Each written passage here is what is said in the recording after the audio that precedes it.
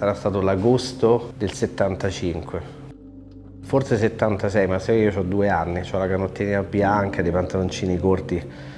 Noi veniamo sempre d'estate, agosto, perché mamma e papà avevano un lavoro classico così da impiegati, la vecchia SIP e l'Alitalia, e quindi agosto veniamo qua. E Fabio fu colto da un momento mistico, era il là tutti i suoi studi così spirituali e religiosi, dei tanti libri che ha scritto, questo polverone, e disse no, fermate la macchina, voglio fare la comunione. E però papà disse ma mi sa che non puoi, perché devi fare il corso, cioè di catechismo, non puoi farla così perché hai deciso tu. No, la voglio fare, me lo sento. Allora papà disse guarda, prova a far chiamare il prete da Teor, anzi Teor. Sì, Teor con la O chiusa. Sì, e vediamo che succede. Quindi venne il prete e disse parla con il giovane. Quindi noi rimanemmo fuori con l'auto, Fabio entrò qua dentro con il parroco di Teor.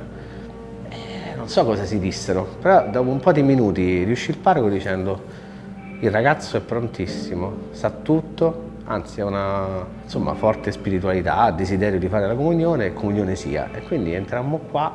Sì, no, ho detto fermate la macchina, devo fare la comunione, voglio fare la comunione. Tutti, ma hai fatto il catechismo, la farei a Roma? No, io devo farla qua. Ha un'origine votiva. Questa chiesetta fa parte delle chiesette che noi abbiamo mappato anche nel Medio Friuli. Il Falte è una di queste, nascevano da devoti popolari, per cui era la gente, la comunità stessa che dava i soldi e la faceva per costruire, perché c'era una motivazione, generalmente erano carestie, erano favori, grazie ottenute in momenti legati magari anche al raccolto, all'attività contadina. Quello, oppure in momenti particolari di crisi, di epidemie,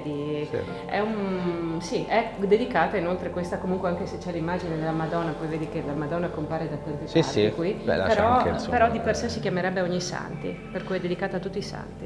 E questa qui invece è la riproduzione che è stata fatta nel 2001 da un signore di Teor che ne ha fatte diverse di tele in giro. Ma è il barbiere? Esattamente. Come no? E conosci anche questo? Sì, perché avevamo un quadro, quando la casa di famiglia a Teor, dove papà è nato, è proprio quella sopra il barbiere, quella stanza là dove è nato in camera da letto, come si usava. Pur essendo mia nonna a Roma, aveva il desiderio di partorire comunque a Teor, sia per stare con la famiglia che forse per un fatto proprio di...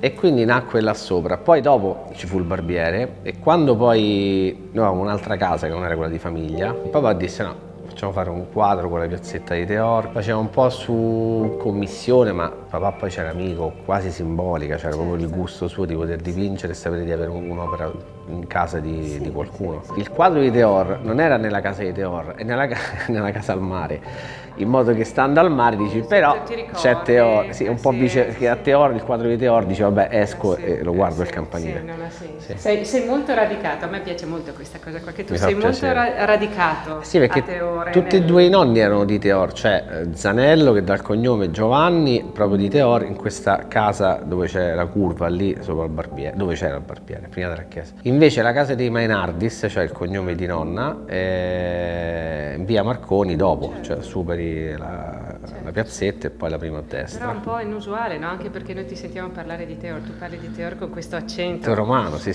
Nativino, no, perché papà switchava dal romano al friulano, non so come, e poi quasi questo, impossibile. si percepisce questo orgoglio questo gusto di friulanità, non lo so. Nella carta d'identità c'era scritto Treviso, lei tecnicamente nacque a Treviso, ma credo per un fatto legato alla prima guerra mondiale, dove poi gli austriaci spinsero e quindi tante persone spaventate superarono il tagliamento perché c'erano altri parenti, pure loro fornai, e si ripiegarono diciamo al di là del tagliamento e poi lo risuperarono. Che qua vedi lui quanto è stato, mi sa, rispettoso, non l'ho detto perché non so sicuro, no, mi sa che lui non... Renato... l'ha proprio nascosto, che essendoci... Barbeir inoltre ha scritto, proprio barbiere, Renato Barbeir 2001. Sì.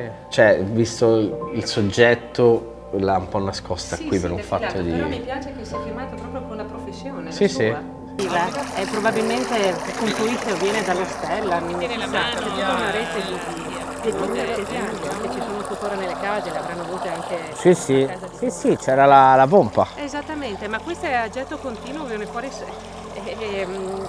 l'acqua c'è sotto, a diverse profondità viene pescata, viene su naturalmente E adesso c'è chi dice che dovrebbe essere usata appunto anche per irrigare o no? Campomolle l'ha messo, Diolassa, Rivignano.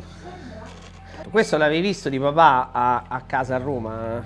Giovanni, te lo ricordavi? Ah, ieri ho fatto un figurone, Giovanni, Radio Onde Furlane, parla solo friulano. E mi ha detto facciamo l'intervista, se ti vai in friulano, dico guarda, parlare friulano non sono in grado. Però se voi parlate in friulano facciamo la sfida, io provo a capire tutto. Non ha detto una parola in italiano, solo... E poi dice, hai capito? Sì, sì, ho capito. Così poi hai detto all'inizio così e a metà del discorso colà. Cioè, ho capito tutto, non è che faccio... Perché papà era del 2 giugno come Giovanni, però papà è del 36 e Giovanni del 38. E poi oltre che super amici loro due, pure sua mamma, la mamma di papà, cioè quindi mia nonna e la loro nonna erano super amiche anche loro. C'è anche una vecchia foto dell'essiccatoio qua, con tutte le ragazze di Teor che ci lavoravano, ci siamo fatti loro due. Pippo, Aris, Teor, casa di Giovanni, Cesare, stupendo. Magari ricordo male io, però nei racconti di papà è un qualcosa che gli ricorda Lignano Sabbiadoro, il mare, sì. Con i vini mediterranei.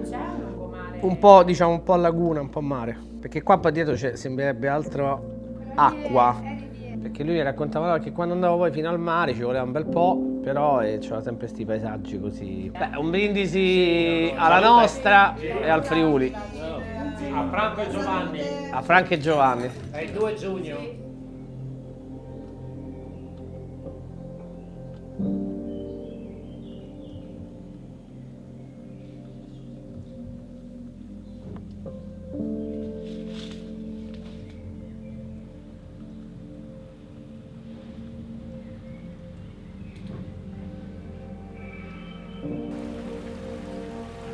Poi Fabio è sempre stato molto schivo e riservato. Da questo punto di vista era più friulano di me, cioè io non è che io non lo sia del tutto rispetto, diciamo, al lavoro che faccio, anzi lo sono, ma lui proprio all'ennesima potenza. E forse questa chiesetta così isolata, che in effetti ha la sua magia, la sua mistica, e lo colse insomma in questo desiderio spontaneo.